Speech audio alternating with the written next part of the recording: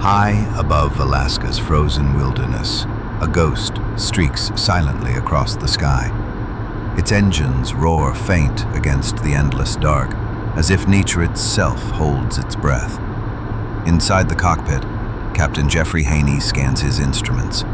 Green symbols dance on the glass, steady, calm, 1,000 feet above nowhere.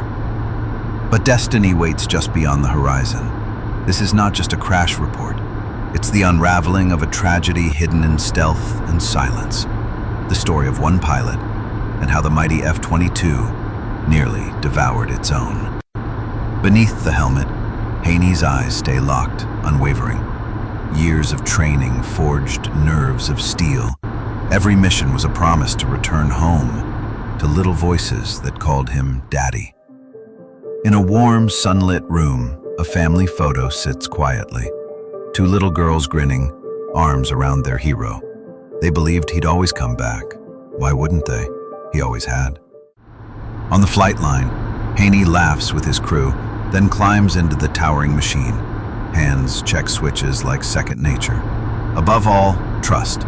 In his team, in his jet, in himself. When the F-22 Raptor first soared, it rewrote the rules of air combat. Invisible to radar, unmatched in maneuver, the world's most advanced fighter was born. An eagle among sparrows.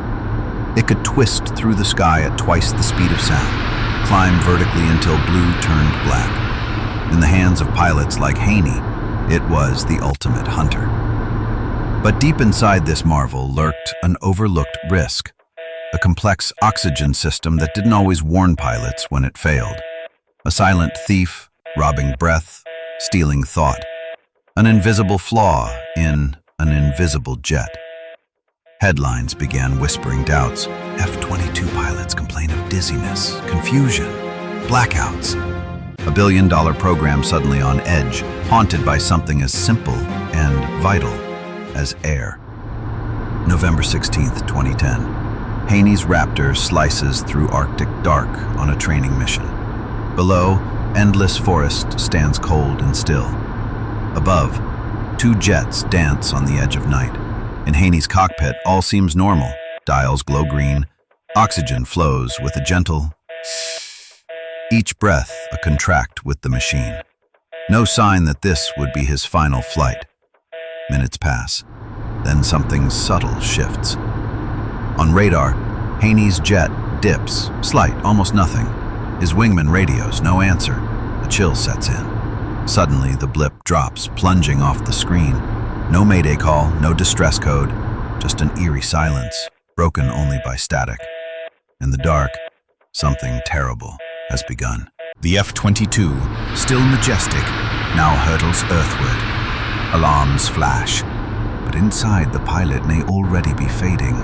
Blood oxygen low, brain fogging, hands slow to respond. At these speeds, even seconds decide fate.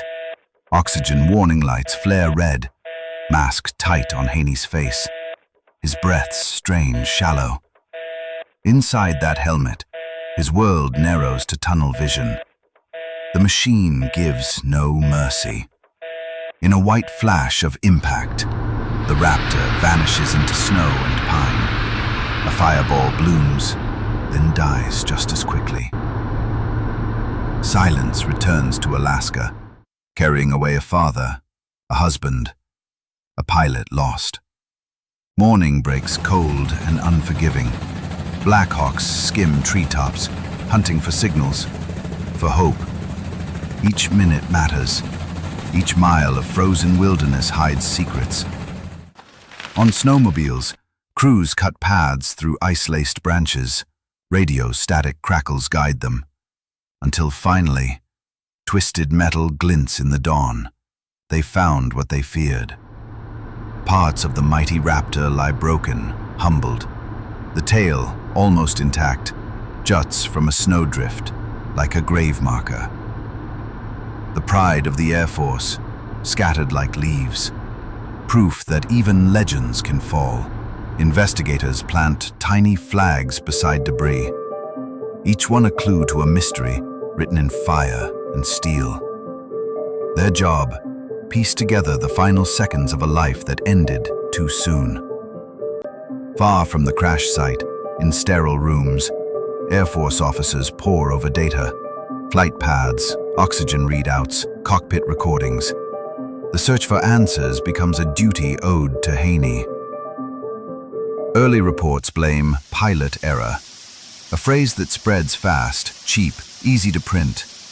But under the surface, experts question, could anyone survive if the air simply vanished? At a podium, Haney's widow faces flashing cameras, tears unhidden. She demands the truth, for their daughters, for his memory. No pilot should fly, she says, with equipment that betrays them. A wife's plea echoes louder than any engine. In test labs, pilots mimic emergencies, puzzle cards dropped by shaking hands, eyes turn glassy as oxygen levels dip. Hypoxia doesn't warn. It just steals. Inside Haney's cockpit, a simple valve falters. A gauge dips from green to yellow to red. And in that span of seconds, the deadliest enemy appears. The empty breath. Reports pile up from other squadrons. Pilots whisper, "I almost blacked out. It was like flying drunk." The Air Force scrambles to contain rumors, but truth leaks faster than any secret. Under hangar lights, mechanics tear into oxygen systems. New lines, tighter seals, redundancies built on hard lessons. Every bolt turned in silent promise. Never again. Pilots undergo fresh drills, masks strapped tighter, eyes flicking to new indicators that track each breath. Training now carries Haney's name on every checklist. His loss becomes their safeguard. Soon the Raptors rise once more, cutting blue sky with effortless grace. Yet each jet carries a ghost, a reminder written into every flight log. Etched in cold stone, Captain Jeffrey Haney's name rests among heroes. Visitors stand quiet, hats in hand. A small flag flutters in gentle wind, as if whispering, "We remember." Above, a lone F-22 slices through sunset. Its contrail fades slowly, like a salute drawn across the sky. And somewhere, a family looks up. Still proud. Tell us below, was this tragedy inevitable, or should the systems have saved him?